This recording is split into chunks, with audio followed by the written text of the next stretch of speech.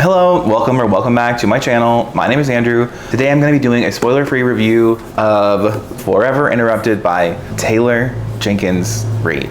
First, I want to talk a little bit about my thoughts on Taylor Jenkins Reid. She is probably my favorite author. I feel like I would say she's in my top 3 favorite authors at the moment in my life. She's mostly a romance writer, but I feel like I would classify most of the books I read by her are definitely romance heavy, but they have a lot of other elements to them. So I don't know if I would say she's like exclusively, but the things that are in her books and the way her characters approach romance and the way that she plots her stories and the way that she, like just what she focuses on in her writing is exactly what I want to read in every sense of the word. Like it's just, she just focuses, she's just as introspective as I want the characters to be. She gives them just as much agency as I want them to have. Like, I love the way that she writes. Evelyn Hugo is my personal favorite book that I've read by her, but I will be reading, I think I only have 3 more things left to read by her, so I want to kind of slowly pace them out, but I also just want to read them all, and then I want to be there for every new release for her because I am so into this woman's writing and just her characters. I love her characters, I love her writing, I love her plots, I love it all. I love her romances, like I love the way she develops these characters. So let's talk about Forever Interrupted, which is her debut novel. And in this book, you're following 2 different timelines, which I have also said I enjoy. So at the very, very beginning, like first paragraph, first chapter for sure of the book, we find out you've got Ben and Elsie, and Ben dies at the very beginning of this book. And then we're flashing back to when Ben and Elsie first met. And then 6 months later, after they had only been married for 6 months, Ben passes away. And there's just every single character that's introduced in this book has a purpose to the story. And every, like even like the ones that you think are just like, there's a little old man in the library and he only exists to really rip your heart out. There's like a specific quote that I still remember from this book where, man, the romance between Ben and Elsie is so good, and I feel like it just, man, she really came out the scene. I cannot believe she came out the scene. Miss Reid really did that. She really did that. I think every single one of her books has made me tear up, if not full on sob. So I love Taylor Jenkins Reid, obviously.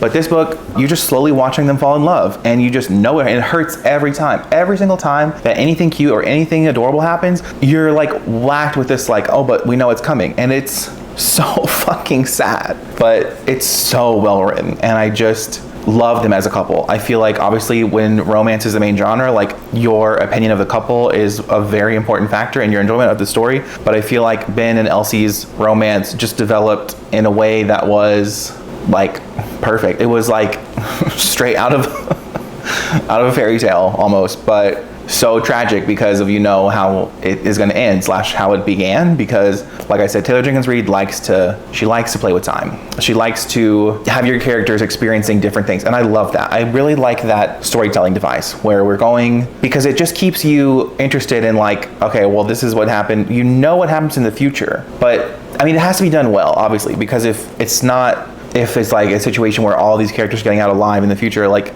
but this isn't that kind of story. This isn't like a fantasy story. Like, it makes sense for this type of story. So if you want your heart ripped out, definitely check it out. I feel like the romance kind of reminds me of the parents' romance in Malibu Rising a little bit. I definitely kind of got that vibe from it. And, you know, I wouldn't really compare. I mean, I love how her romances feel, Taylor Jenkins Reid's romances feel like they're always different.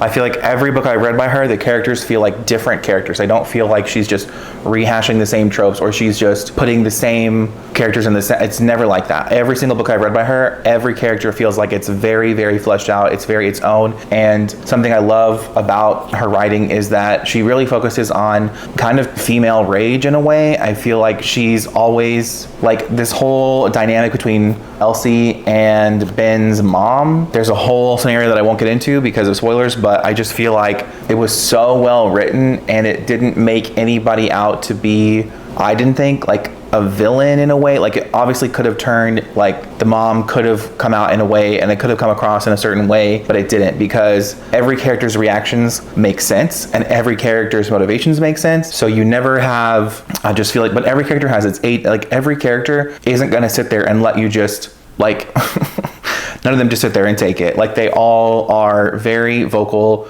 like but also reasonable. And I just love her characters. I just love her writing. I love everything that she's put out that I've read. And I now own all of her books that are currently out, and I cannot wait for Carrie Soto is back. Yes, Taylor Jenkins Reid is an icon. She's a legend. She is the moment. She is definitely, like I said, in my top 3 favorite authors. If you like romance, I would suggest. If you don't even like romance, I would, or if you like romance in your other books that you read, like if you like your fantasy romance, or you find yourself enjoying the romance in the fantasies that you read, and or you don't enjoy the romance you're reading, then I suggest some Taylor Jenkins Reid. She's very angsty. Her characters are very, I would kind of say over the top, but I don't know. In some of her work, I would say.